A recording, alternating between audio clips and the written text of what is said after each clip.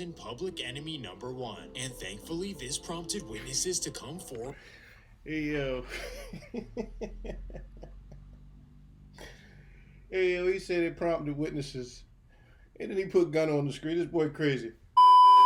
I just want some money, baby, so right now I can't be sexual. Let me check my schedule. I got another video. Before we get into the video though, you already know the vibe, feel me? Y'all seen the intro. After the intro, 30ry.com. Tap in, you feel me, if you haven't already. I got new shit dropping, and there's some stuff already on there, you feel me? So go tap in, you feel me? Y'all know the vibes. Now, let's get to this video. If you know me, or if you've been here, you know we are from Baltimore, Maryland. So, I got two videos from Swamp Stories. I did one of these videos before, but I lost the footage. So, I just said, shit, I might as well run it back. So, we are. We ain't gonna waste no time. Y'all know the vibes. Good gases only. Shout out to the Cloud Surfers. You feel me? If you ain't already in tune, get in tune with the Cloud Surfers. Good gases only, man. Luke Boy Meaty said that. You hear me? So, let's do this video, man. Introduction, not because it doesn't matter, but because I covered it in a previous video. In that video, we covered Northwest Baltimore, one of the better parts of town. And as wild as that video was, this one is much, much worse. This is the real, authentic Baltimore. But before we get into it, make sure to leave a like and subscribe if you're new. You can also follow the Instagram page as well. So let's get into it. The story begins in Northern California in the midst of a cultural revolution. In the mid-1960s, the Black Panthers... So, real quick, I honestly, I know a little history about the Black Guerrilla family. A little history. I don't know much. You feel me? You know what I'm saying? So, this is all new to all of us. All right? Panthers had a new take on how to tackle civil justice. They marched the streets and preached rhetoric that had never been seen before. It was a major movement, and it gained traction throughout the state and even within the system. In the late 1960s, a San Quentin inmate began studying the Black Panther publications. This would be a young man named George Jackson. George was born in Chicago, but moved to the Bay Area in the early 1960s. And right after moving, he caught a case that landed him a 1 year to life sentence. Yes, you heard that correctly. A 1 year to life sentence for taking $70. Well, after 6 consecutive years, George began getting anxious. Nah, fuck what he did. Like, we ain't worried about what he did, nigga. That's a big ass 1 year to life. This a man just shouldn't have to hear that.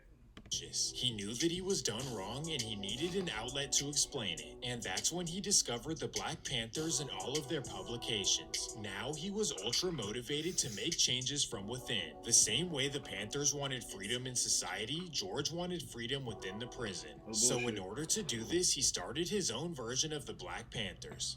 In 1967, George got together with W.L. Nolan and started the Black Guerrilla family, also known as BGF. Together, they grew BGF throughout the facility and became a force to be reckoned with. By 1969, they had conducted multiple riots, some of which resulting in tragedies. So after a short while, the warden wanted George Jackson and W.L. Nolan gone. He figured that if they left, BGF would no longer be a problem. Yeah. So in January of 1969, Jackson and Nolan were transferred to Soledad State Prison, located 150 miles away. This changed nothing for San Quentin, as another BGF leader would step to the plate. On top of this, now Jackson and Nolan had a new population to recruit. Well, long story short, Soledad's BGF... Like, seriously, it didn't matter what jail you went to, what jail you sent them to. You feel me? If they was able to do it, I'm pretty sure they'd be able to do it wherever the fuck they want to do it. So it really didn't matter. You know what I'm saying? Population grew to the hundreds, all willing to fight for their freedom. And that's when tragedy hit. On January 13th, 1970, a BGF riot broke out at Soledad State Prison. During the riot, a corrections officer ended up claiming the life of W.L. Nolan.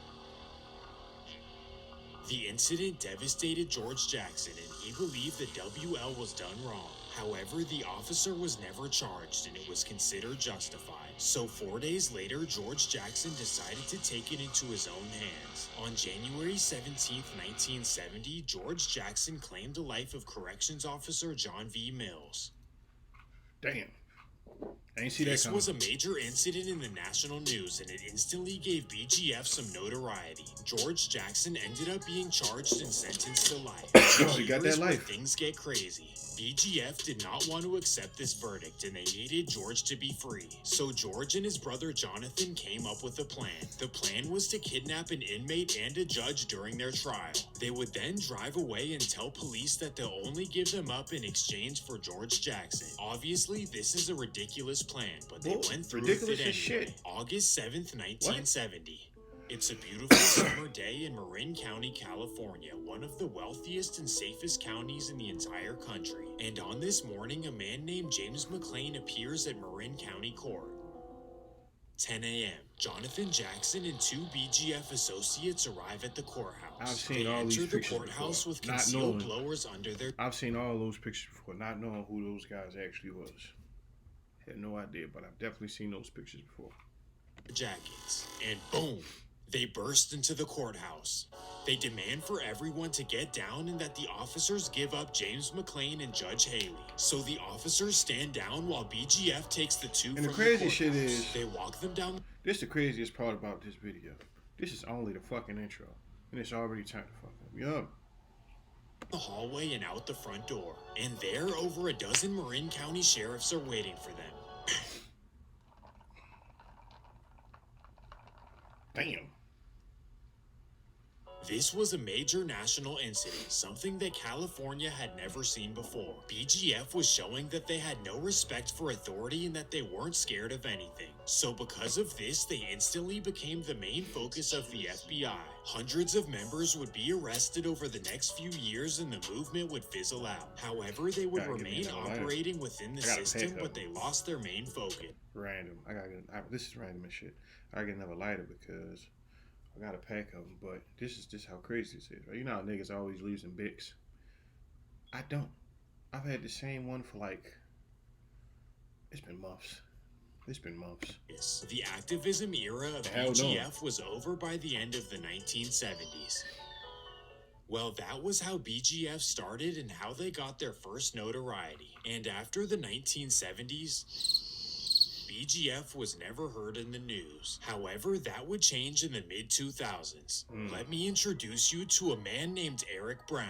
In the 90s Okay, and 2000s, I do know Eric about Brown him. was the biggest hustler in the city of Baltimore. But unlike your typical street dude, this guy was professional as well. He worked professional jobs, dressed nicely, and covered up his dealings very well. In fact, he even had his own charities to fight crime and poverty in the city of Oh, yeah, he Baltimore. was good. By all accounts, he was a He was damn stand-up, good. well-respected member of the Baltimore community. Well, Eric was always a huge fan of the original BGF movement. In fact, one of his charities was named after a BGF saying. Well, after a decade of living a double life, Eric was finally arrested in 2006. After pleading guilty, Eric was sent to Maryland State Prison.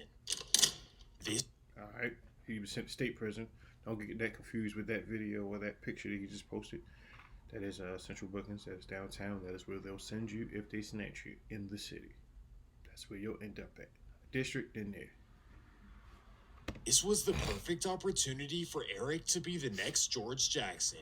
Eric now had access to over 3 dozen BGF members. However, he was disappointed with their presence in the facility. It was nothing like how George Jackson wanted. Because he was such a big fan of George, this bothered Eric to the core. So to change this, he called a meeting with all the BGF members. So He he turned explained that the bitch up. history of BGF, what they're supposed to stand for, and how members are supposed to act. Some of the members were receptive to Eric, but only because he was well respected in Baltimore. So in order to better convey his message, Eric decided to write a book of rules for BGF members. This became known as the Black Book, a 72-page manual for know all about the Black BGF Book. members to memorize. The book explained the history of BGF and ultimately what they're fighting for. It also contains a list of rules for BGF members to follow. Now let me clarify, Eric was not a member of BGF when all of this was taking place. Instead, he was a respected OG who had a passion for the organization. Well, this ultimately led him to being the BGF leader in 2007.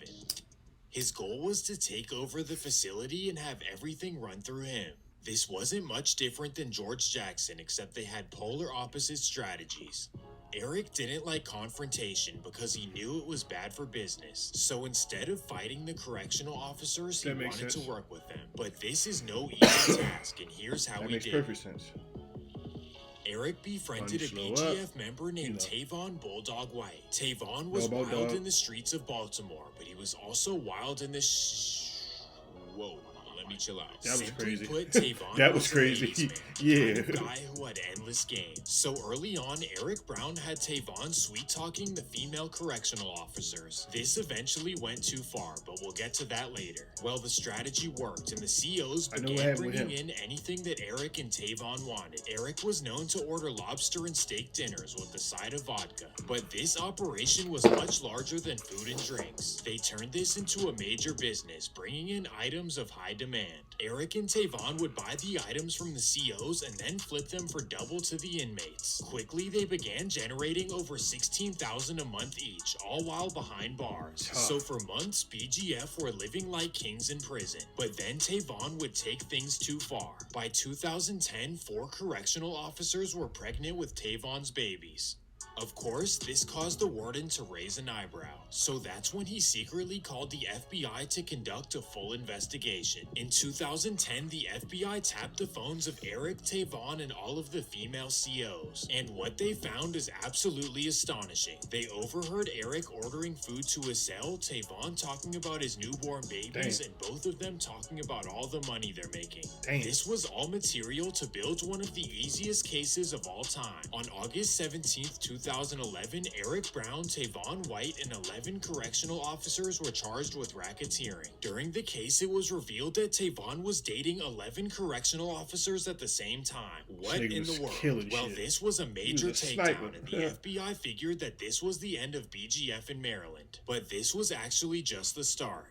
As BGF members were released back onto the streets, they began taking over neighborhoods of Baltimore. They gained control of multiple neighborhoods, each known as a regime. What if you could do SEO smarter and faster? With Wix, you can edit your meta tags. And the first regime to make noise was Highlandtown, located in East Baltimore. This is my thing, right? I'm living in Baltimore. I never heard of this shit being called a regime or whatever, nigga. What hood you from, nigga? Oh, alright. Highlandtown BGF was led by 2 men, Daryl Anderson and Capone Chase. We start off with Mr. Daryl Anderson, one of the most feared people in Baltimore history. He's the kind of guy that you can't even look wrong at. And that takes us to the night of July 7th, 2012. It's a hot Saturday night, and a group of friends meet up at TB's Lounge in Parkville. Specifically, a man named Philip Gray takes his friend Derek Gamble to the lounge. As they arrive and enter the lounge, right there is Daryl Anderson.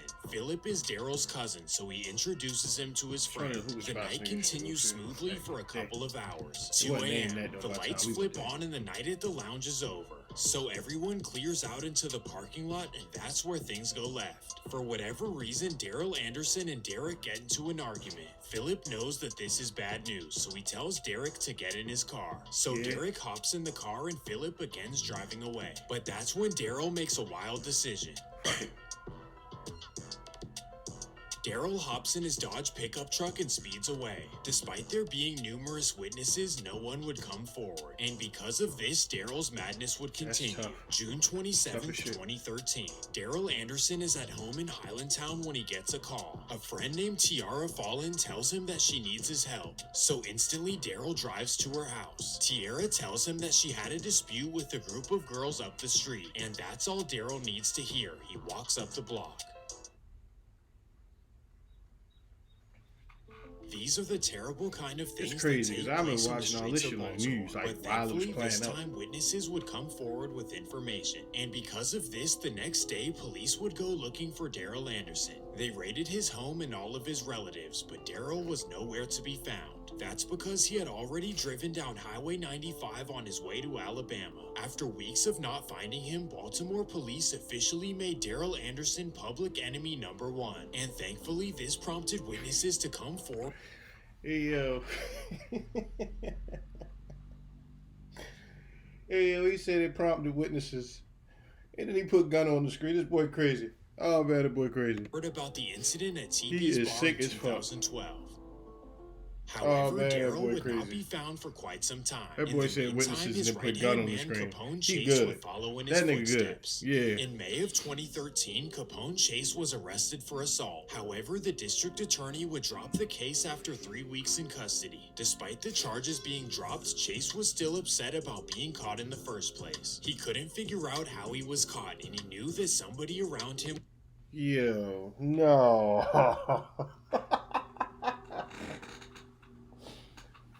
Hey, yo. Swamp Stories. Hey, Swamp Stories. You good. Was working with police. Well, over the next month, information was released That that his boy's friend good. Ramon Rodriguez was working with police. This made Capone livid, but he calmed himself down and waited to play it cool. For the meantime, Capone acted as if he never knew and that Ramon was his friend. July 13th, 2013, Capone Chase calls up Ramon and tells him to meet him at a local park. An hour later, the two meet up at a park in Greektown, and that's when Capone calmly tells Ramon what he's about to do.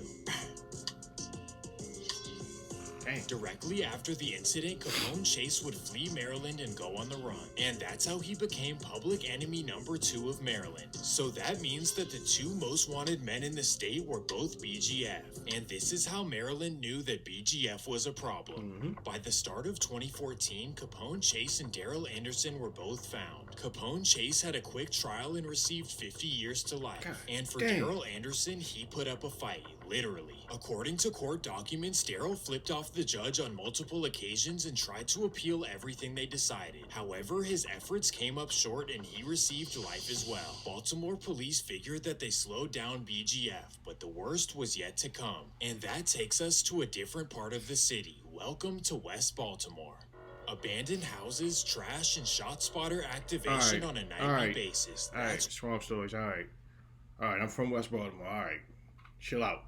West Baltimore. Chill out. The area has always been rough, and it breeds even rougher people. All While right, BGF's most dangerous regime happens to be in West Baltimore's Franklintown. They go by YGG, and they're led by a man named Devontae Harrison, also known as YGG Tay. Tay was a born hustler, the only guy in the neighborhood who always had the nice cars and money. He started getting money in 2013, and with that, he needed some protection. This is where his best friend comes into play. His best friend is a man named David Warren, also known as LA MESHAWN. This guy was the main LA enforcer MESHAWN. for YGG, the kind of guy who would do anything for Tay. So together, Tay and MESHAWN were the equivalent to Eric Brown and Tavon White. Tay was the moneymaker and hustler, and MESHAWN was the cold enforcer. Well, in 2014, YGG Tay know got you into different. business Niggas with call some you a hustlers cold up the enforcer. street. You know Directly that. across Highway 40, there's another West Baltimore neighborhood called Edmonton. This is who Tay was doing the majority of his business with early on. After a It's Emerson. It's Emerson. Emerson. For a while, they owed Tay a lot of money and they never paid him back. And that's when Tay decided to send a message. June 29th, 2014. Tay calls up MESHAWN and tells him that he needs him to handle business. The guys who owe me money are hanging out at their local rec center like they aren't in debt. MESHAWN needs to hear nothing else and instantly heads that way. That's why I learned how to play football. Like, that's why I did a lot of shit at that park. When I was growing up, at that park, I did a lot of shit. That park. 10 Emerson Village, p.m. that's my hood. MESHAWN Okay. pulls up to the crowded rec center. There, he spots the men that Tay told him about, but they're with all of their friends. But MESHAWN doesn't care, and he walks into the rec center with no fear. And that's when he makes a remember wild this. decision. Yeah. Yep. MESHAWN then meets up with Tay, who hands him $10,000. Somehow they would both get away with this.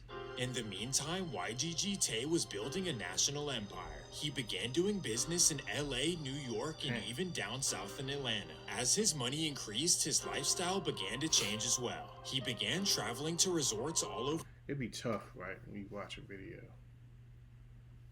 like this and you know the people, you feel me, that this unfortunate shit happened to you, know what I'm saying? Like, it'd be tough. Like, yeah, it'd be tough.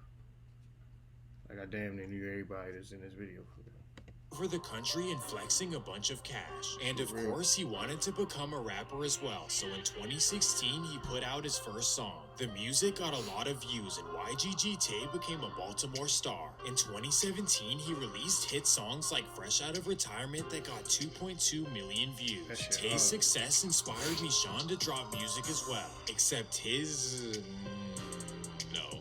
He wasn't on the same level as Tay, but maybe that's because he was too busy in the streets of Baltimore. In 2016, YGG got into a serious rivalry with another side of town. This would be Bel Air Road of East Baltimore. And over the next year and a half, LA MESHAWN would be relentless.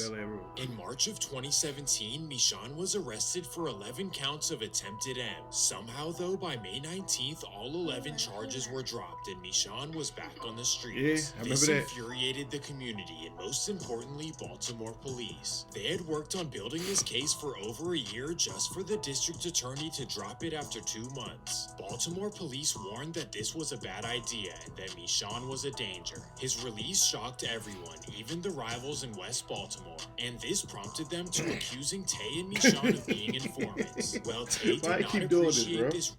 If you're a small business that kept employees on the payroll during the COVID It's from STORIEZ. Why you keep doing that, man? Stop doing that, man.